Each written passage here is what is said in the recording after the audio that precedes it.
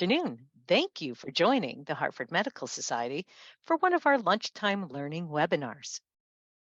My name is Tessa O'Sullivan. I am the Executive Director of the Hartford Medical Society, and today I have the pleasure to introduce you to our speaker. He was here on a week ago, so we're glad to have him back. I'd like to introduce Dr. Robert Mick Bedard. He's been a loyal member of HMS since 1984, and he has served both as a board member and a two-term president. He dodged being treasurer once. Born and raised in Massachusetts, Mick is an alumnus of Brown University and the University of Cincinnati Medical School. Following an internal medicine residency at MCH in Burlington, Vermont, he had a practice in Wisconsin. He then went on to an allergy immunology fellowship at the University of Wisconsin-Madison. Mick opened an allergy practice at the Hartford Hospital Community, in 1984, which is why he joined HMS then. And then in 1996, merged with Pediatric Partners to form the Connecticut Asthma and Allergy. He retired at the end of 2015 and has remained a retired emeritus staff at Hartford Hospital. Now, those of us who know Mick know he is a Civil War reenactor, and he's done so since 1987. He was a Union rifleman, an assistant regimental surgeon, and now a naval surgeon with the Kearsarge Afterguard. Currently, Bravo. he is the treasurer of the Civil War Roundtable of DC. It is my immense pleasure to introduce you to Mick Bedard. Thank you, Tessa. That's very kind. I love doing these talks. And it's nice to see some very good friends looking in. Welcome all. Last week, we talked about 3 Connecticut doctors who served as regimental surgeons in Connecticut regiments. And we stressed Army medicine to some degree, but I don't want to leave out the Navy's effort. And I've taken some of the illustrations of a doctor from Boston, Dr. Charles E. Stedman, sketches that he did probably after the war to illustrate life aboard Navy ships during the war and the tasks that the surgeon had to deal with on those ships.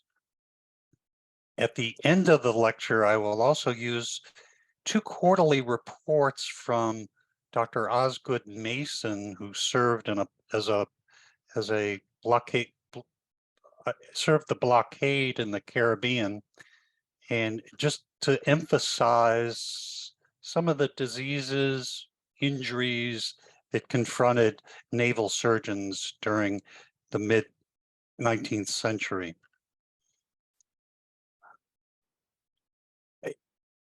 As a full disclosure, in the online introduction to this talk, Connecticut doctors were mentioned.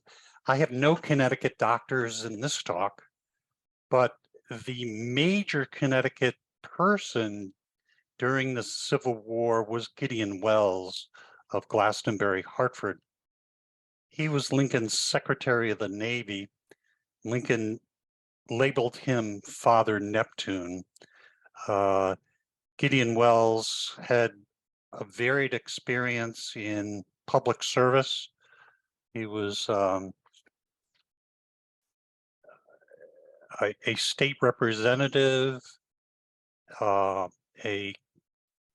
the Bureau of Provisions and Clothing for the Navy. He was editor of a New York paper and very influential in the early Republican Party. And with Gustav Fox, really grew the U.S. Navy to almost a world power during the Civil War. He had burdens and challenges a galore. because the major function of the U.S. Navy during the Civil War was to apply a blockade to maritime commerce to the Confederate States. A rapidly expanding U.S. Navy would have to patrol over 3,000 miles of coastline, 8 major ports, 130 plus minor ports, inlets, sounds, etc., in addition to patrolling major rivers like the Ohio, the Mississippi, the Cumberland, the Tennessee, and the other tributaries to the Mississippi River. This was quite a challenge, recognizing that at the beginning of the war, the U.S. Navy had only about 90 ships, 48 of which were in ordinary, in other words, mothballed. They only had about 1,200 officers, of which nearly a third resigned their commissions and went south to serve the Confederate States, and only about 7,500 sailors, most of whom could not leave and join the South. But by the end of the Civil War, there were nearly 700 ships in Navy service, and an expansion of sailor membership to nearly 50,000. So the Navy's function, there was a rapid expansion. They formed 4 blockading squadrons, the North and South Atlantic Blockading Squadron, and the East and West Gulf of Mexico blockading squadrons, which were actively patrolling off of the coast of the Confederacy and capturing inlets and ports and islands. There was certainly the Potomac flotilla, which had to defend Washington and patrol the Potomac River, which had Confederate sympathizers on both sides. The Mississippi Squadron, which was very important in supporting Army actions, patrolling the major tributaries of the Mississippi and assisting in the taking of Confederate forts, New Orleans, Baton Rouge, Forts Henry and Donelson, and ultimately Vicksburg. But the U.S. still had to maintain a world presence, and it had small squadrons and ships all over the world looking to chase down Confederate raiders, such as the Alabama and the Shenandoah. Now, in March 8th, 1862, a new naval era begins. The converted USS Merrimack, now the Confederate Virginia, sorties into Hampton Roads, which is at the confluence of the James River and the Chesapeake, and rams and sinks a sailing sloop of the U.S. Navy, the Cumberland. It also sets afire a grounded Congress.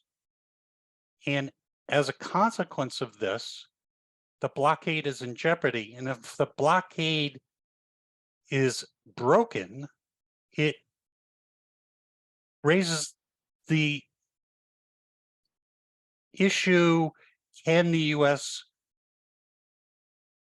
support a blockade? And if it can't, then nations like France and England could recognize the Confederacy and legally continue trade. But in the nick of time, the next day, the USS Monitor arrives. And as a consequence of that battle, that duel between the Virginia and the Monitor, the age of the wooden vessel is essentially over. And this is a colored, not period image. And the duel between the Monitor and the Merrimack, or the Monitor and the Virginia, was a draw.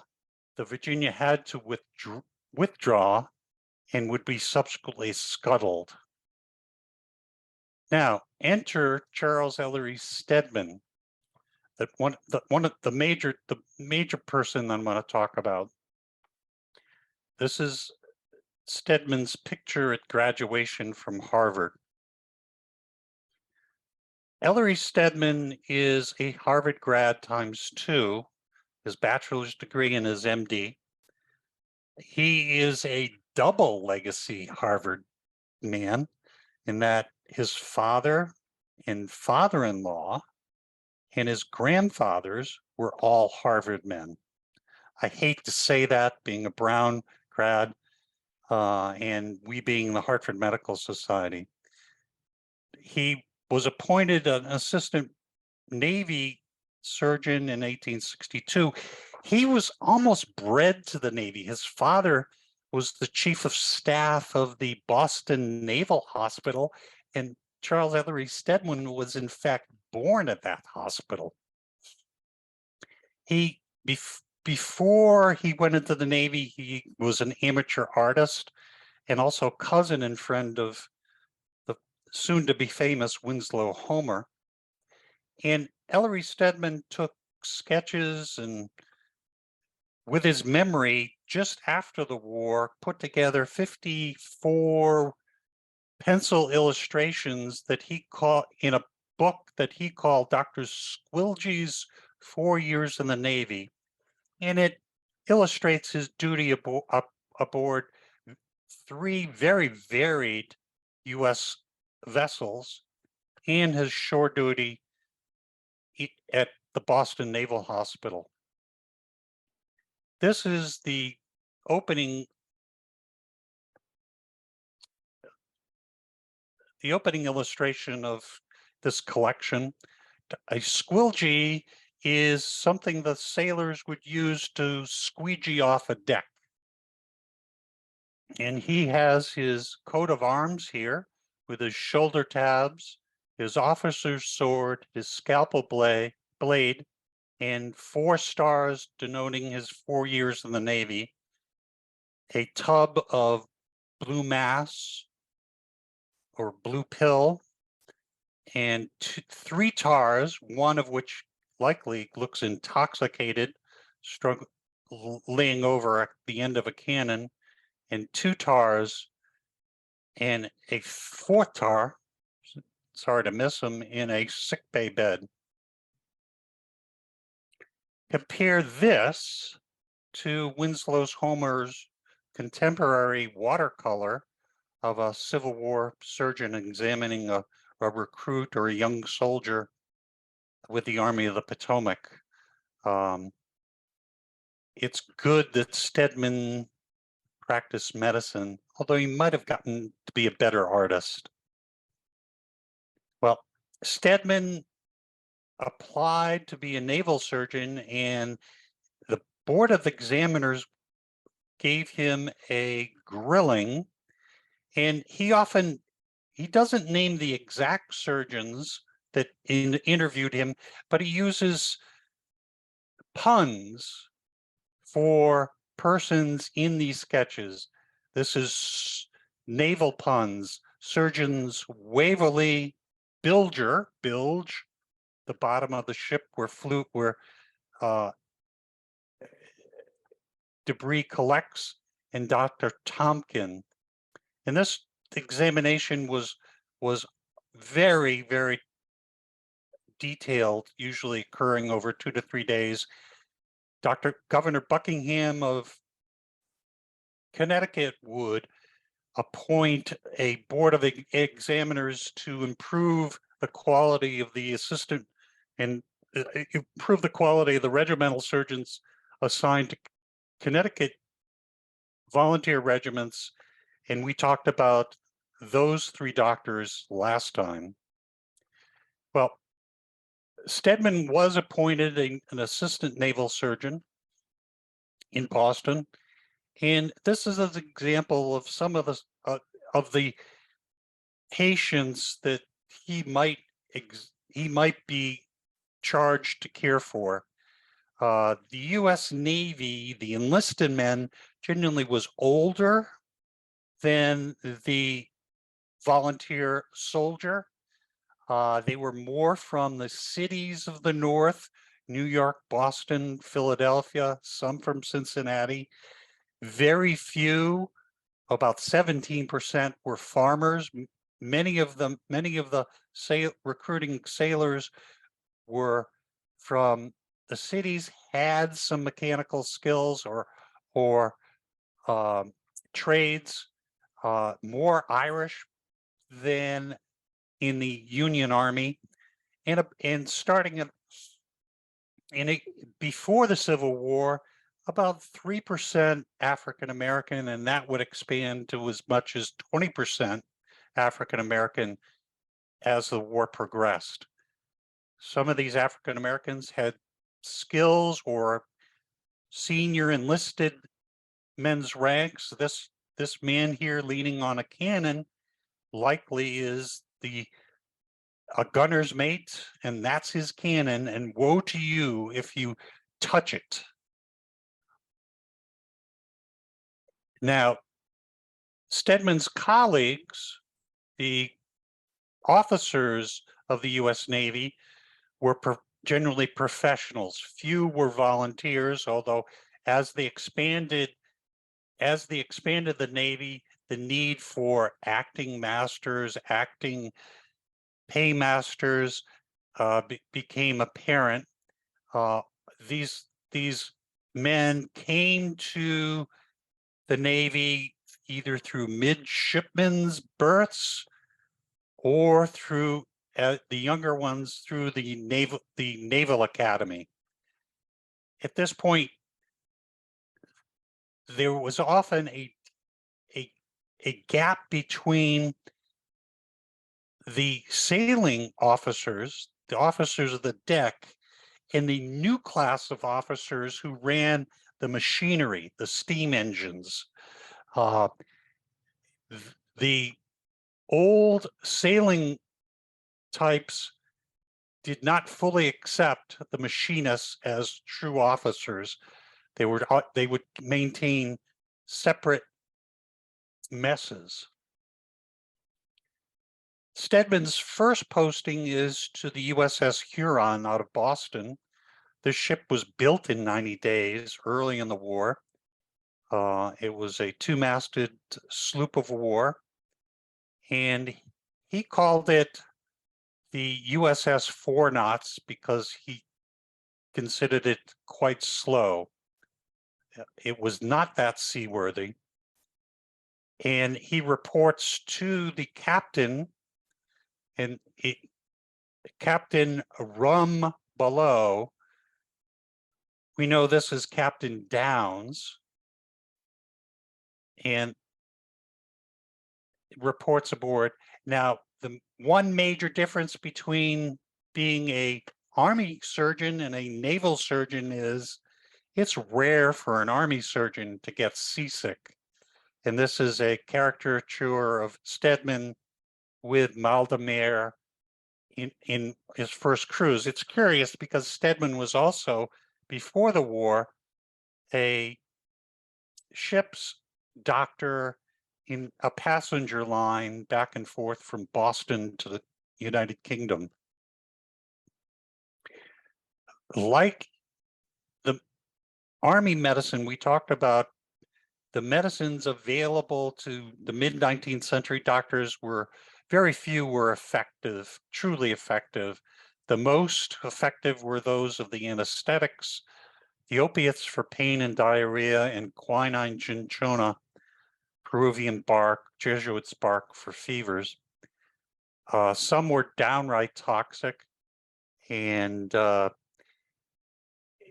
Stedman, as a Harvard medical school grad would have taken a course with Oliver Wendell Holmes Sr., who was quoted as saying you could take the medical table, in other words, all the medicines that the doctors use, and throw them into the ocean to the betterment of mankind and to the detriment of the fishes. The illnesses on board that Stedman would be confronted with included the acute and chronic diarrhea, the same as in the Army, malaria, and in some cases, yellow fever, the childhood exanthems, catarrhs, colds, flu, bronchitis, and the extreme and potentially lethal pneumonias and consumption, acute and chronic rheumatism, then wound infections. Sailors were always getting abrasions or cutting themselves on ropes and often getting infected. Scurvy on long cruises, not so much on the coastal blockade because they were often provided adequate green vegetables and citrus, venereal disease, and then nervous disorders, melancholia, alcoholism, boredom. Pictures from Household Physician, a period do-it-yourself Merck manual of some childhood illnesses, the rashes. Now, cleanliness is close to godliness, so whenever there was a good downpour, the sailors would be piped to wash clothes, plug the skippers, and scrub their clothes to get the salt and dirt out of them. But as contrary to godliness, there was a rum or spirit ration twice a day until the end of September in 1862, by act of Congress, the spirit ration was stopped. And this is Stedman's drawing of the last spirit ration that he observed on the USS Huron. Sailors dressing up in their best shore-going rig, getting their half gill of spirits, diluted spirits, and downing it to posterity. So twice a day, the soldiers would get a half a gill of spirits diluted by half by water, and it would be equivalent to alcohol consumption of about 4 ounces a day.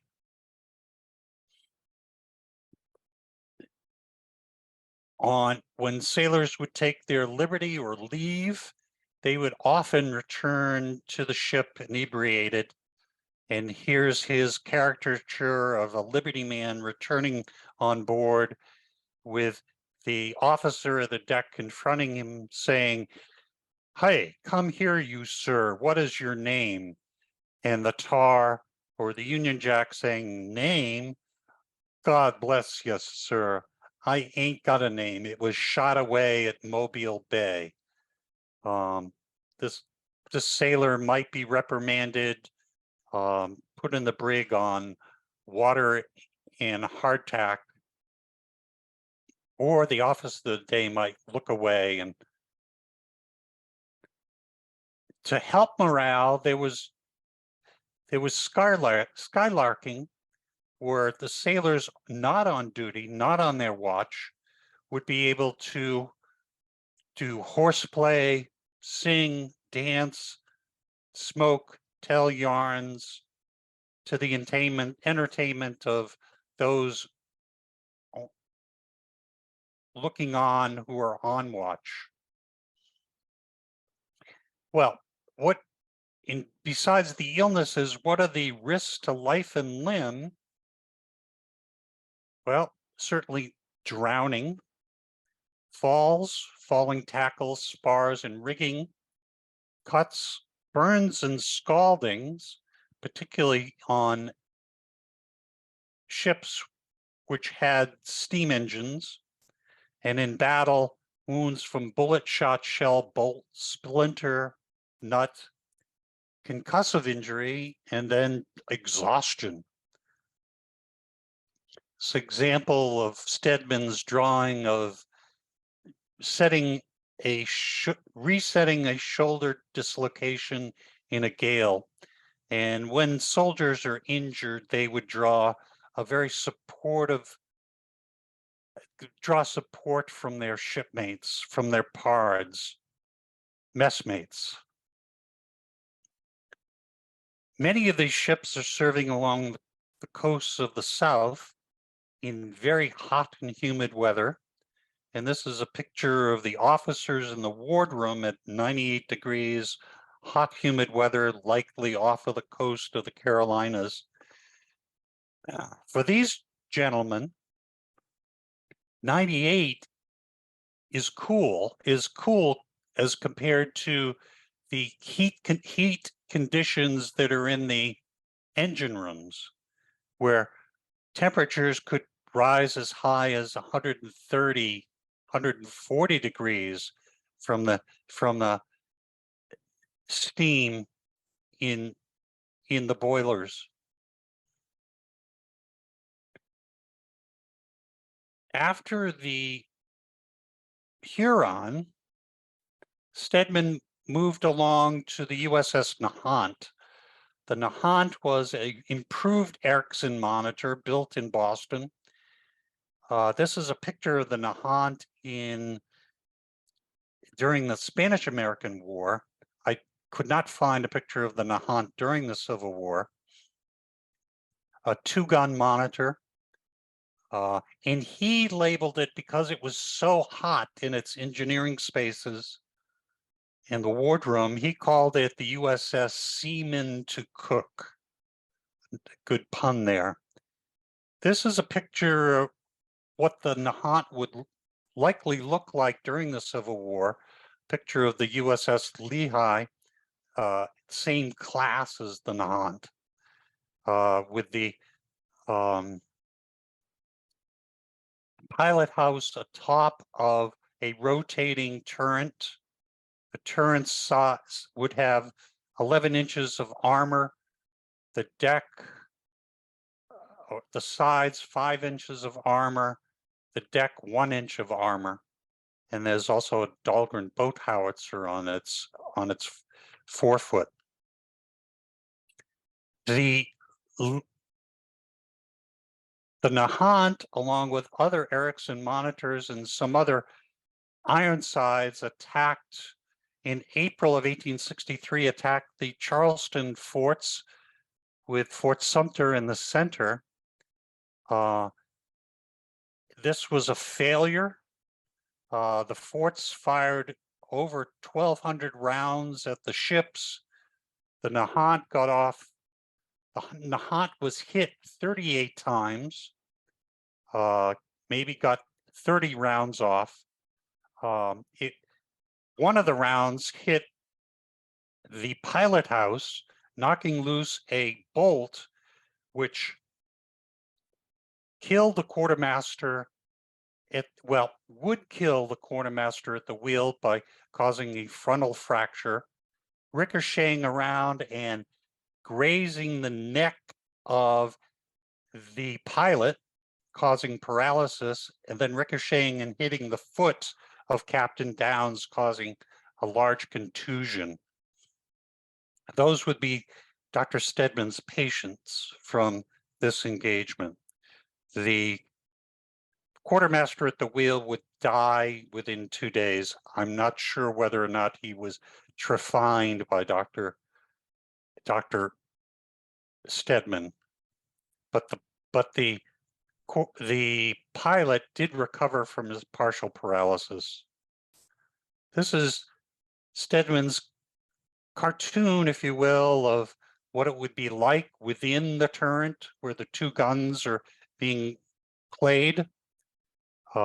His Sailors were very Popeye-ish in appearance with huge forearms.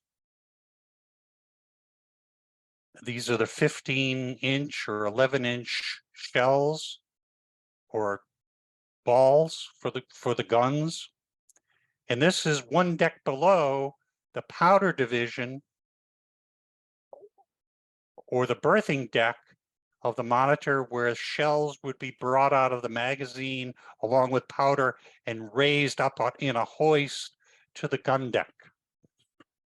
Smoky, hot, humid, with the noise making it difficult to hear and take orders.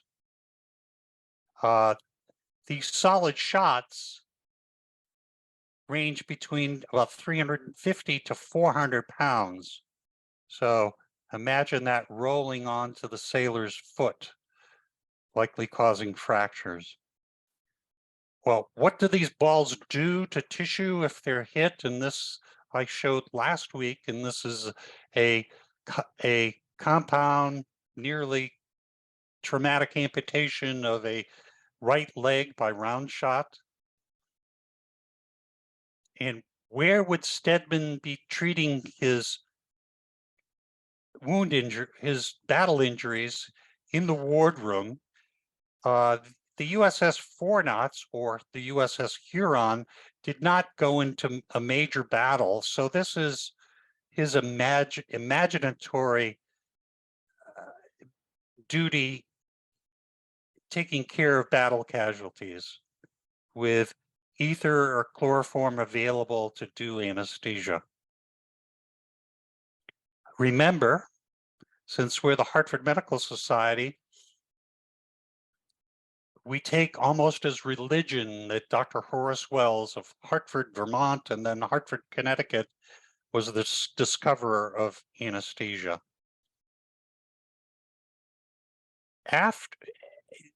With the USS Nahant in the fall of 1863, Stedman became ill. It's not clear whether or not it was typhoid or malaria, and he was medically surveyed. In other words, another doctor with the squadron examined him and said, no, you need to go on sick leave, and he was sent back to Boston. And with his recovery, he was placed in charge of the U.S. Naval Hospital in Boston, which he calls Tia Diddy. And here he is examining a sailor with support from his hospital stewards. I remember his father had also been in charge of the Naval Hospital. Now, in addition to naval hospitals in Boston, New York, Philadelphia, ships passes at the mouth of the Mississippi, New Orleans, Key West. The Navy following the Army's role model, developed hospital ships. The Red Rover was a captured Confederate steamer on the Mississippi and was taken over by the Navy and made into a hospital, state-of-the-art hospital with operating rooms, ice house, bakery, morgue, open air wards, as good a care as you could get at hospitals in the North. And they would staff it with Army doctors and a Navy crew. And they would also solicit volunteer nurses. And coming to the Red Rover were 4 Sisters of Mercy, as they were called, Sisters of the Holy Cross from South Bend, Indiana, under Mother Superior Angela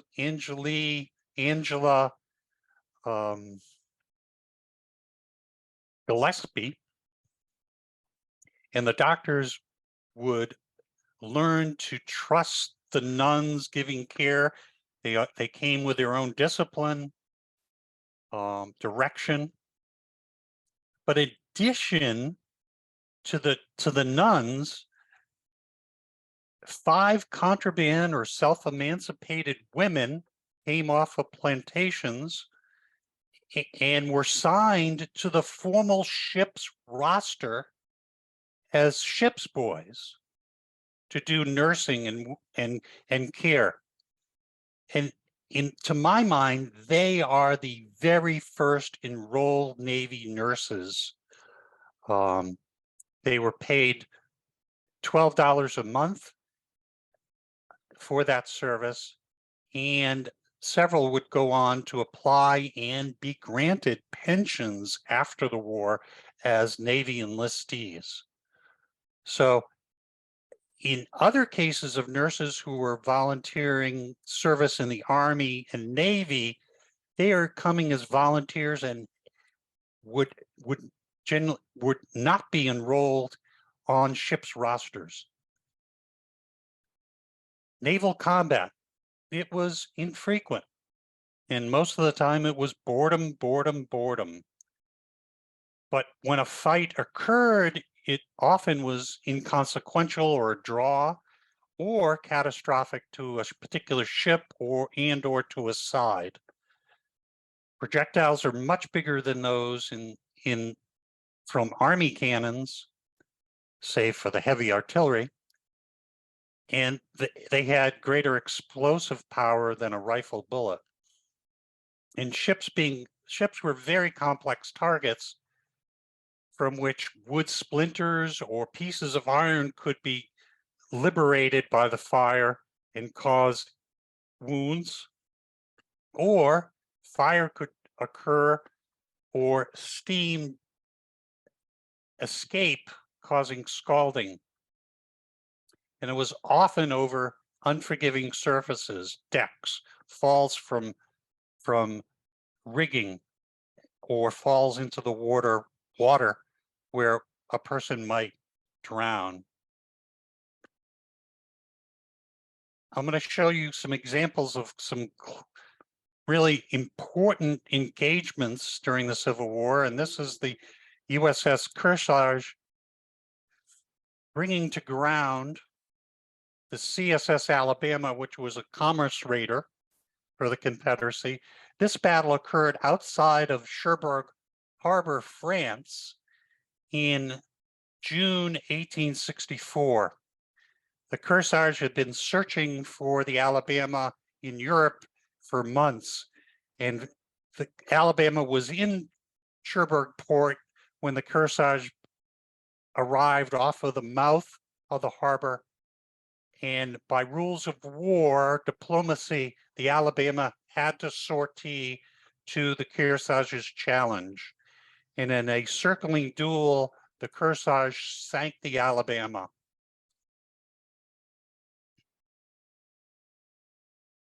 This is August 1864, August 7th, 1864, and this is a post-war chromolithograph of the Battle of Mobile Bay, with the USS Hartford, Farragut's flagship in the fore, attacking Fort Morgan and the Confederate ironclad Tennessee and its consorts. The USS Tecumseh, a monitor, has just struck a mine and capsizes and sinks in less than 30 seconds, drowning 94 sailors.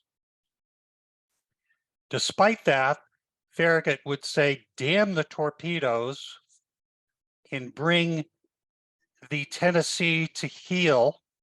And this is Farragut here, quote unquote, lashed to the rigging of the USS Hartford, neutralizing and then capturing the CSS Tennessee. Navy casualties. So of the total serving sailors and Marines of about just over 130,000, 1.4% were killed in action, just under 2,000, which is different than that in the Union Army. Of these, 342 were scalded to death due to a boiler explosion, or 308 drowned. A third of those went down with the Tecumseh. And then wounded in action, about 1.7%, not that different than killed. Deaths from illnesses lower at a lower rate than that in the Union Army. And the Navy doctors treated about just under 150,000 sick cases at sea. Comparing Navy versus Army deaths in this slide. Again, we talked about deaths due to battle, 1,800, 1.4%, contrasting with deaths in battle in the Union Army, over 110,000 or 3.8%. Deaths from disease, a marked difference. In the Union Army, deaths from disease were generally twice as many as deaths from battle. But in the Navy, not so much, 2.1%. The overall mortality rate due to deaths in battle, due to wounds in battle and disease, 3.5% for the Navy, and nearly 4 times that in the Union Army. So go to sea. It's a bit safer. I'm going to compare and contrast U.S. Navy versus Army medicine here. In quality and selection at beyond 1862, they're likely comparable. I might give them an edge to the Navy doctors. In illnesses seen and illness rates per sailor and soldier, about the same.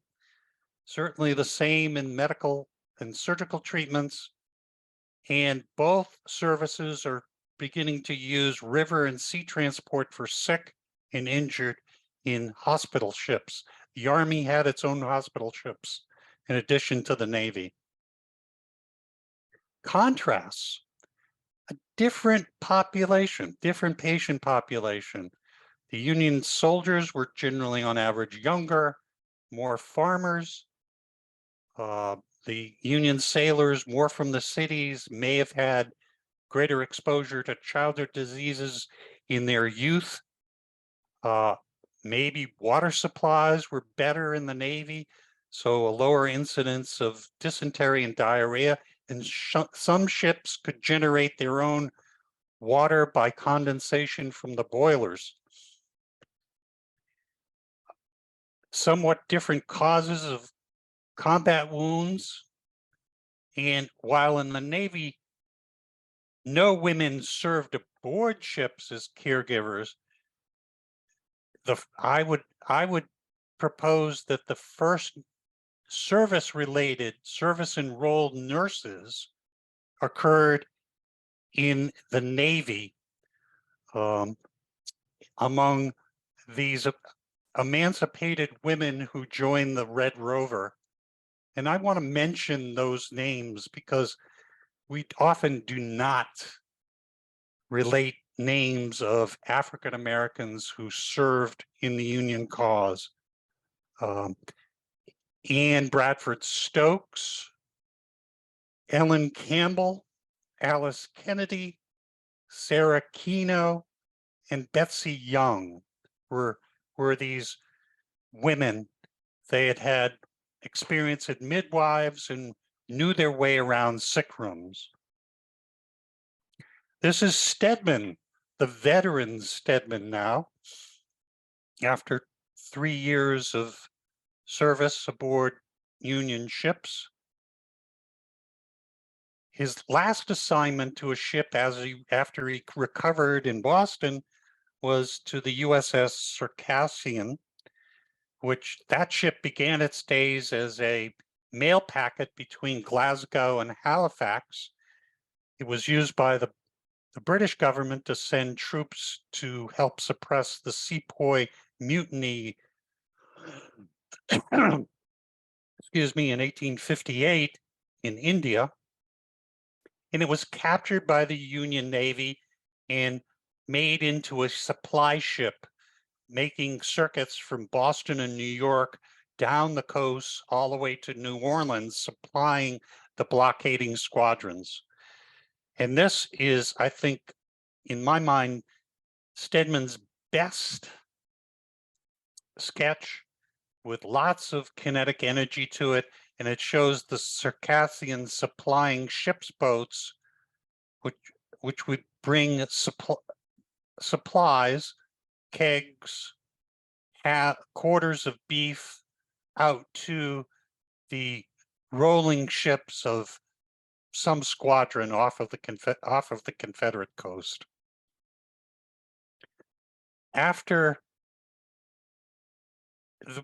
after April 1865, the USS Circassian returns to Boston, and Stedman is released from his commission and returns home. I'll quickly relate Dr. R. Osgood Mason's experience. I examined 2 quarterly reports of his experience while he was aboard the USS Santiago. He was a Dartmouth grad and a Columbia School of Physician and Surgeons, MD. And he served aboard the Santiago to Cuba and patrolled for blockade runners in the Gulf of Mexico and the West Indies. Blockade patrol, the Union Navy suppressed Confederate trade. Towards the end of the war, Confederate trade was only 5% of what the South had done in trade before the war had started. And about 1,200 ships, Confederate blockade runners, had been captured, and about 300 sunk or destroyed. This is a picture of the Santiago de Cuba, which is built in New York. It was iron-hulled, and it was built for the New York to Havana trade and brought into the Union service. The average ship's company was about 140 sailors and Marines, and it actively patrolled out of Havana and Haiti. The daily sick roll ran around 5 sailors in sick bay every day. And Dr. Mason said, quote unquote, the firemen and coal heavers suffered the most in this climate, those engineering spaces being very hot, humid, and full of dust. And he had to calculate how much it cost per man to treat them every day. He had no deaths, and he medically surveyed 11 sailors or Marines to home. So in the 2 quarters, he admitted 81 to his sick bay, and this breaks down what those illnesses were. Nearly a quarter due to diarrhea and dysentery, fever, probably malaria, punctures, wounds, infections, venereal disease by description, depression or adynamia, as Dr. Mason called it, and then single cases of sunstroke, scabies, leg fracture, dislocation, hernia, DTs, tonsillitis, and jaundice. Post-war careers. Stedman resigned at the end of the war. He would go on to practice at Massachusetts General. He would become a foe of incompetent midwives and quacks, and he would die in 1909. His sketches, which most of those were done by memory and from earlier notes, would be found in the Moelis collection, the Moelis archives, the Military Order of the Loyal Legion of the United States, the Massachusetts branch in the 1960s. Dr. Osgood Mason resigned in 1864. He would practice in New York, and he was interested in psychic studies, telepathy, hypnotism, and he would die in 1903. Well, advances as a result of the Civil War. This is a modification of my almost last slide last week, and I have added the first hospital ships, improved appreciation of sanitation, expanded experience in wound care, anesthesia and surgery, skepticism of heroic treatments, acceptance of women in nursing, Dorothea Dix, the the sanitary commission nurses, the Christian commission nurses, the volunteer nurses like uh, Nurse Hancock, and then the first Navy nurses led by Miss Stokes. Contrasts, different populations, Army and Navy. A lower incidence of dysentery and diarrhea, maybe because the water sources were better in the Navy. Somewhat different causes of combat wounds and deaths. Fewer women as caregivers, but again, the first enrolled Navy nurses aboard the USS Red Rover. So I want to end by saying Civil War doctors, Navy and Army, they all did their best.